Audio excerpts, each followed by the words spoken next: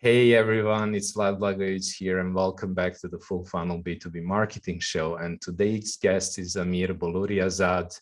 He is the head of marketing at CitizenLab, which is a community engagement platform used by local governments and cities all over the world. Amir, welcome. Hi, I'm glad to be here. Awesome. Let's dive in, I would say. You mentioned something that stuck with me. You said, we have a solution to a problem that's hundreds of years old.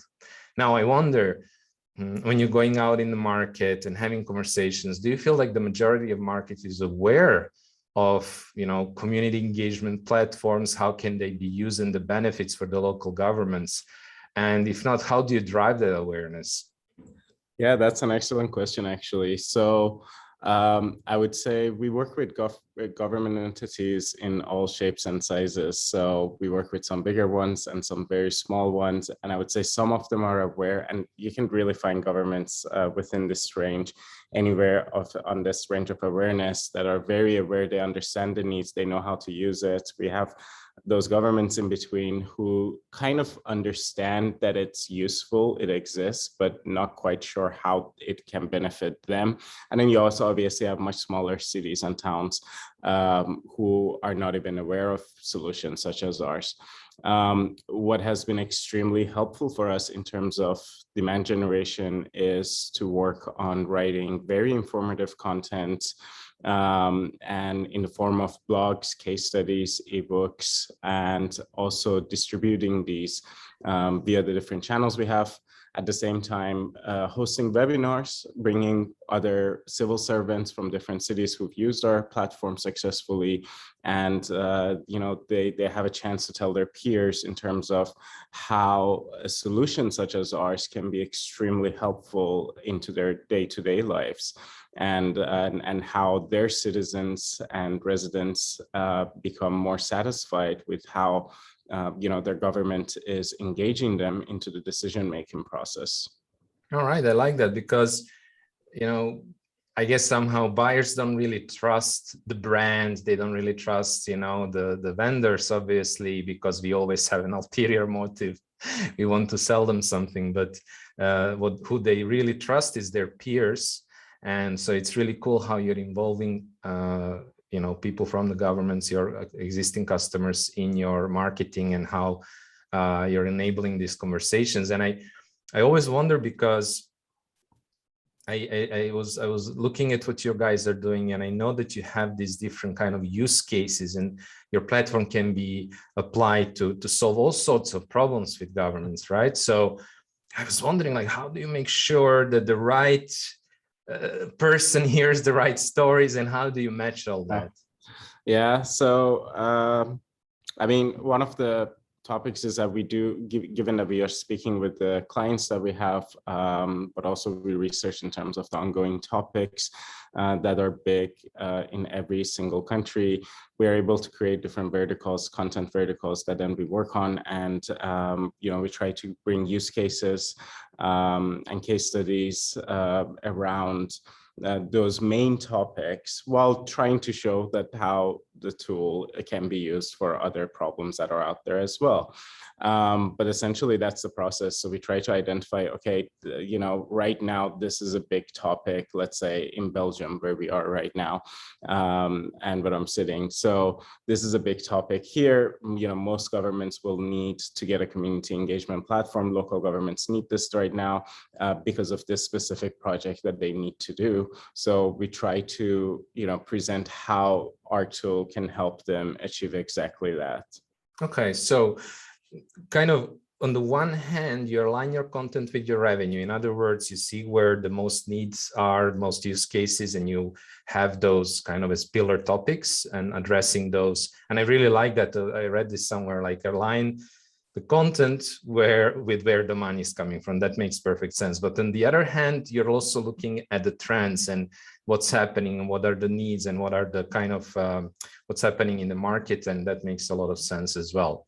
Now, I wonder, because like I read somewhere, I think it was from Gartner or one of these big research firms, that more than 70, I think it was like 70%, 75% of buyers are frustrated, have been frustrated with their buying experience. And on the other hand, we have so much content, especially since COVID and everybody went online and all the webinars and all the blogs and all the social posts, etc. So on the one hand, I think we can safely say that buyers don't need more content, but they need a better content, right? Yeah. So with that in mind, I wonder, like, how does your, like, practically, how does your content planning process look like?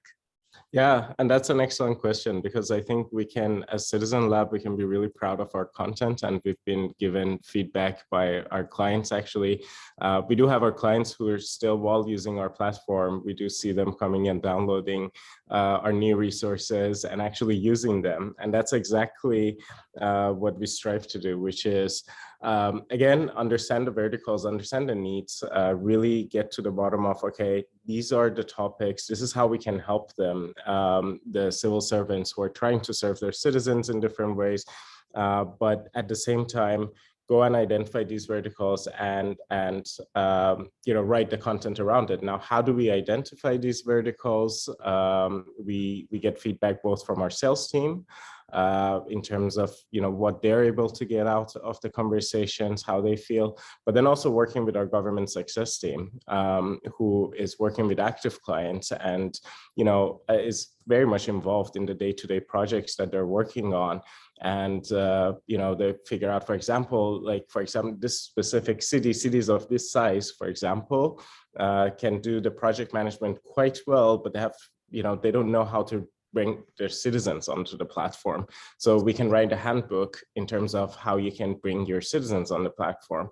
And this has really helped us out. And I think from a client's perspective or prospect's perspective, even, if you're going on a website and, you have doubts about getting this solution, because, for example, well, what if I, go and spend this much money on this solution and at the end of the day, I can't bring my citizens on it to engage with, what am I going to do? And then you see, okay, there's a handbook on showing how to do this, and then with examples of cities that have done this, and that has been extremely useful. So we try to be very need-based, and try to identify the biggest pain points that our prospects and clients are dealing with, and then generate the content around that. I love it. So you're basically removing the friction from the sales process by answering these critical questions, diffusing objections that the buyers have. Now, I understand this makes a lot of sense. Of course, you want to get the input with people who are facing the customers, and maybe also customers themselves. But I was also thinking, like, in practical terms, like when you say we get input from sales and customer success team, is this something that you have like a part of your process that you're like weekly, monthly, like talking to them, or do you bring them all in a workshop? Like, how do you practically go about it? Yeah, that's a good question. So what's interesting about our company is that we were built on a remote base. Yes. And we have employees all over the place and super international. So, in a company like this, written communication then becomes crucial because we're all in different time zones. And Slack becomes the canvas, let's say, for a lot of these topics happening. But then once a quarter, definitely we do have a workshop where we go around really defining the major verticals, cleaning up some content, getting rid of some topics, and going in. So while that happens on a quarterly basis, at the same time, we don't want to lose out on opportunities. So if something comes out from a different team, it's usually just there's a shout out to marketing. Hey, we just found out that this topic is becoming big, or hey, Germany just passed this law that they need to modernize the way they work with their citizens, and now this many cities need to get a community engagement platform by this timeline. So it's an opportunity then where we can present ourselves as the ideal solution there. So we try to stay agile, at the same time have a bit of a planning, because content writing and content creation in general takes also quite a bit of a time. But yeah, that's the gist of it, I would say. Okay. No, it makes sense. And You mentioned like an example with Germany. I think it's always interesting just to explain it on one concrete example, and you can take obviously other examples as well. But so take this. So you have this opportunity to well, there is a clear need. There is even, it's driven by the legislation. Cities have to do something about it. You have a perfect solution, but of course you need to inform the market. You need to educate them. Now, I was wondering, like, in terms of this kind of demand generation, you're taking that example, for example, Germany, what kind of content works best to drive this awareness? And also, what would be your content distribution playbook to get your content to the right people in those cities so that they're actually, you're getting the right people knocking on your door? Yeah, definitely. So what we try to do in cases like this, in terms of, I mean, we through trial and error a little bit, we find out, okay, in each market, what kind of a language works, what kind of a, content piece down the line works out. Should it be more in terms of educational, even the tone of voice going into it? We see that we have two pieces of content that look very similar in terms of the content in there, but then the tone of voice is different, and then that can influence how our prospects receive it. So that has been developed through trial and error a little bit in each market. But then we go in terms of distribution channels. So obviously, we have the, our own channels, such as our newsletters. We try to increase our newsletter subscription rates and try to target people within that as a direct channel that we have with them. Social media, we run Google Ads, for example, to drive traffic to these content pieces. We distribute our content to our existing clients as well, and then a lot of times they do forward it to other municipalities, and that has been, generating quite a bit of referral leads. And then we, in different markets, in Germany, we don't do this yet. It's a newer market for us, but also in a lot of markets, we have content partnerships as well, where we know that, this specific publication, for example, has a wide audience of civil servants, and in that sense, our content, will get in front of the person that we are trying to reach. And yeah, so we do, especially in the US and in the Netherlands, we do quite a bit of a content partnership, and that has been extremely successful. And it's really nice because we do see really the content reaching, that perfect audience that we are, every company is running after. All right, I love it, because again, like, buyers don't trust brands, but they trust their peers. And I love it how by sharing this type of content with your clients, you're getting referrals. I love that example. And also they trust maybe industry influencers, or maybe even some brands that have done the hard work to build that trust and credibility with them. So with these partnerships, you're reaching them like that. And I think it's also a great example of what nowadays they like to call the dark social, because a lot of conversations, a lot of discovery and research happens outside your funnel. Not everybody is on your email list. Not everybody sees your ads or knows who CitizenLab is, but you're part of those conversations. Can you maybe just give some examples to our listeners about what kind of partnerships, like, are these like complementary companies? Like, what are the kind of partners, and what kind of content? How does the partnership look like there? Yeah, so there are different ways we try to tackle this. One is that a lot of municipalities and cities prefer not to even directly work with a company, and they go through consulting firms. So they, give the whole project management, everything becomes the consulting firm's problem. We try not to go down that alley. The main reason for us is that we're a very impact-driven company. We want to make sure we're directly working with the governments and try to create that impact directly on the ground. So that's one type of a way where you can get into those, the dark socials, in terms of, okay, there are all of these consulting firms that have worked with these different municipalities for years and years and years. And, the moment they need to implement something new, they just go to the same consulting firm and they get that there.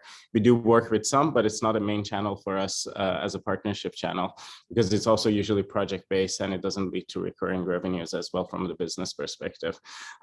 Then there is the, obviously, as you mentioned, these content partnerships. So what we try to do is that in each market, identify the most relevant kind of publications out there that are open to publishing content that is very thought through. It's not salesy. It's not trying to push your brand too much, but rather on the informative educational content or interesting topics. And we are really good at doing this. If you go on our website and look at our content, you see that a lot of times, we do have white papers, we have guides, we have ebooks, and this is why at the same time we attract a lot of researchers to our website as well.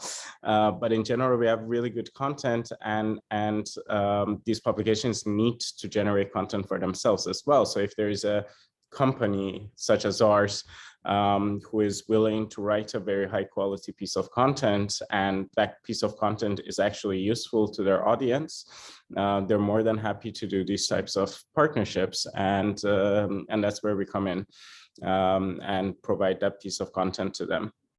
And that publication, is this something industry related in your case, like I guess government related, Yeah, very much government related. I mean, we are working with this very close niche, and not just all types of government too. So we're very much focused on local governments as well. So we need to make sure that it's an audience. Yeah, we also try to get into associations whenever it makes sense. So again, depending on the size, because again, behind these closed doors, sometimes the associations, a lot of conversations happen. They do have partnership opportunities as well.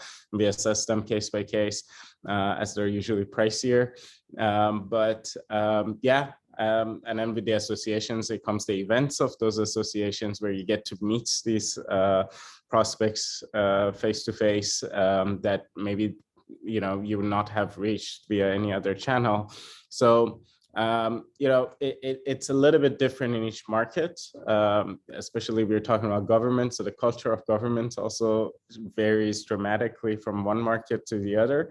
But we do our best to find those kind of roads that lead into seeing the customer a little bit better and putting ourselves in front of them as well. No, I love it. I think this is a big lesson for the listeners for considering, like, okay, but is this relevant for us? We are in such a niche industry. Well, I'm sorry to say, but I think there is a more difficult people to get than people who are in the government, and still there's so many opportunities. Thank you so much for sharing that. I think it's very inspirational. Like, there is always plenty of opportunities to get your content in front of the right people, using partnerships, using your existing clients, maybe even involving the buyers, potential buyers and prospects in content creation, because I think the main lesson is people trust them, they don't trust you. So I love how you're doing that. Now, you're doing a lot with content and with demand generation. But at the end, let's say like the inbound demand, and you can influence it, but it's still kind of passive. Like sometimes you need to get into the market where you're not well known, where you haven't worked out these channels, these partners yet, etc. So you also have to do some outbound, and that's something that you're doing with sales. Now, what I see in a lot of companies, they have the outbound and they have the inbound, and they're kind of like, okay, this is sales doing, this is the marketing is doing, and that's kind of separate. But I think like a lot of companies are leaving money on the table by doing just one or the other and not combining the efforts. And I know that you have a different vision about it. We call this the all-bound marketing, because like taking the best of both worlds. And I was wondering, can you share some of your all-bound marketing playbooks, or how you are getting more out of inbound by combining outbound, or vice versa? Yeah, so there's definitely, when I came in, I don't have a B2B background myself. So this is joining CitizenLab. It's the first time I'm getting into B2B and understanding also the process here. So after about first month, I thought, okay, there's quite a bit of an synergy here where we can realize and get into, and thought about it. Okay, so for example, from a client's perspective or a prospect's perspective, they get an email from our business development, and then they try to search us. They might not even find us if it's a new market, or there might be no other connection. So we thought, okay, what can we do? So we're targeting, let's say this business developer is targeting the state of California, for example, and they're targeting on this specific vertical that's going on. Well, let's run Google ads, let's run Facebook ads, let's run kind of targeted ads on these topics and keywords, and then put ourselves out there. So this is one of the ways that we are testing it out right now. We're seeing some results already, but there's a lot more room for getting in there. Same thing with events, for example. So if they're going to events and trying to reach people there, putting the word out that we are at this event, come and visit us. And I don't know whether it's bidding on the event name to make sure if someone's searching for the event, we show up, or whatever it is, just making sure that people know we are there. We've spent money to go to this event. We might as well make sure that the prospects know we are there, and they kind of have that recall value. Oh, I've seen CitizenLab before somewhere. So that's one of the ways we are doing this, but it also works vice versa. So what we try to do is to understand, if a lead is coming to our website, we try to track as much as possible in terms of what they're doing. Even if they don't end up converting, at least we figure out, okay, these are the topics they're interested in. We use tools like Clearbits to track a little bit of what goes on our website. So we try to see, okay, these are the topics they're interested in from these specific cities and municipalities, for example. And then we try to have the business developer have a different approach on their outbound, and try to tailor their outbound again to those specific needs that we can identify from the traffic that's coming on our website. So it's really a nice, and we're a small company, relatively speaking, very startup environment. Everyone's also eager to work with each other. So when there's an opportunity to really go and collaborate and try to realize some synergies, everyone gets mobilized quite a bit. So so we're going into these directions right now. Again, it's relatively new. We haven't seen completely the full opportunity here in terms of how far it can go, but these would be some examples.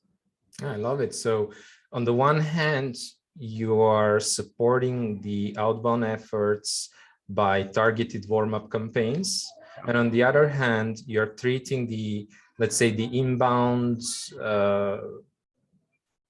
people coming on your website, reading content, maybe attending whatever webinars, downloading or whatever, as some sort of engagement signals, and maybe intent signals that then you can use to personalize, to prioritize and personalize the outreach to those specific accounts, or let's say governments or cities. I love it. And the other thing that I really like is that, you came quite recently, I think, in CitizenLab, and you came from B2C background. And, in a way, I find this amazing that you have, started working with sales on these initiatives where a lot of B2B marketers don't. And I think maybe it helped that you didn't have any conceptions. So you were like, you didn't know that wasn't possible. So you just did it. Very well done. I really like that. So maybe just to kind of switch gears and talk about your US market, because a lot of our listeners are European companies and they want to go to the US and trying to do that. So I know that it's not something that you did from the start, but you're definitely actively busy with that. Even the CEO, I saw him visiting and traveling around, which I really envy about right now. But what did you find is the biggest challenge when marketing and selling to the US governments? Yeah, I mean, And this has been the story of my life, because also my previous job, I joined a European company that was expanding in the US, and the US market, it always takes European companies by surprise on how challenging it is, and how the challenges are very different than the European challenges that we have here. One of the biggest factors is the appearance and the impact of the appearance of the brand, but also how you present yourself, or going into the perception that you create about what you're able to do rather than the functionalities. European markets are very functional markets. On average, it can vary from market to market, again, the level of functionalities, but the US market is a lot more emotional. So the storytelling element comes in much stronger.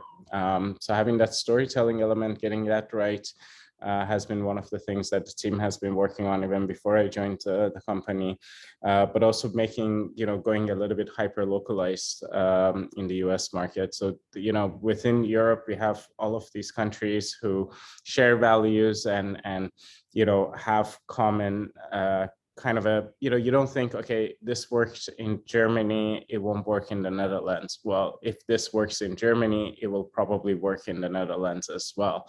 And while there are some caveats, you have those commonalities in there. So you don't necessarily need to, you go through some level of localization, obviously, but you don't need to hyper localize. And in the US, that's different. In the US, I don't care you're working with 500 municipalities in Europe. The US is different, and that's the perception. Or in my previous job's case, it was like, I don't care if you're the biggest brand, bed-in-a-box brand in Europe. This is the US. So it really goes into that direction of, we are different and we have our own needs, and we need to, as a brand, and I think this is fair to say for every European company that goes to the US, need to be understanding of this, that the culture there has quite a bit of an influence on the needs. And then the second problem becomes is that it's a big country. It's it's 400 million people roughly, and you have different regions, and you can't try to get it all at once. And you need to start by selecting a few states that, based off some hypotheses that you have where you think your product can be more appealing to these specific states, and try to come up with a plan and identify the needs in those specific states and go after people in those states, and then slowly branch out. And usually it tends to be the typical bigger states as well, so it's not really a tough task. So it usually ends up being California, New York, Florida, Texas. Sometimes, depending on what you're selling, it can be these the top 5 states in terms of size that become your target audience, because those are easier and they're more open to adopting new things. So it's been very challenging in terms of also identifying, okay, for us being, having a tool that maybe can be connected, even though, it's a tool that every kind of a government with any kind of an ideology can use, but it can be connected to progressiveness, for example. Do we go to Texas, for example, or do we not go there? So it creates those questions. We don't want to be polarized ourselves, but at the end of the day, we need to start somewhere. So doing a bit of a research, also analyzing. So we did some ads that was targeting the whole of the country, just to get a sense of, okay, where are these ads performing better, and then get a sense for where we have a better chance at succeeding. And then again, shifting gears to the content again, generating content that is addressing the needs of US prospects and US municipalities, and at the same time the content that is very much about US issues. So, not saying that this happened in Europe that's similar to your issue and this is how we did it. No, this is we have this other client in the US and they had the similar problem, and this is how we help them solve it. Or in the cases where we don't have actual use cases, we say, on this ongoing problem, this is how our tool could be useful. Okay, I love these are very, very concrete tips. I learned a lot myself. We also have some US-based clients and will definitely want to expand. So thank you for that. Now, I would like to touch upon one of the things that you mentioned in the very beginning when talking about the US, and you talked about the emotional aspect, the perception, the storytelling. Can you tell us more about it? Because for me, it remains a little bit abstract. Can you like make it a bit more concrete for me? Yeah. So what we have, for example, like right now working with German clients, as we do, you can go in there and see they want to figure out to the detail of the product, and we're selling a platform. So very technical aspects of the product, and we look at our competitors, and our competitors, especially in Europe, the appearance of the platform, it's just so early 2000s, let's say, without bashing, but it's also because there's no need for it. From the client's perspective, they don't really, the government employee in a German office doesn't care how the tool looks like. They really care about the functionalities, and as long as you hit those functionality points, that's it. So going very technical versus in terms of also as a company saying, okay, this is our story and this is what we care about and this is where we are going and these are the topics we're passionate about and this is how we help. That has sometimes more of an impact for us in the US. And also, again, even in my D2C experience, it was exactly the same. And crafting that story around how these functionalities will help them rather than explaining the functionalities on what they do is the main objective here. Okay, if that makes sense. Yeah, no, that's very clear. Thank you very much. I think, yeah, we covered the main topics, and of course, I have so many more questions. We could go into that, but I think we will need to wrap it up. So thank you so much, Amir. I personally learned a lot, and I will be applying some of the things, and I'm sure the listeners will too. So could you just let us know how our listeners can connect to you, where they can find you, maybe, ask follow-up questions? Definitely. First, again, thank you for having me, Vlad. But yeah, definitely. You can directly hit me up on LinkedIn if you have anything. But also, if you're interested in our content, you can always go on CitizenLab.co. We have a lot of great content, and I think you can really show the examples of how content can be useful on those need-based verticals that you can identify. But yeah, definitely, if anything comes up, you can also directly reach out to me. Awesome. Thank you very much.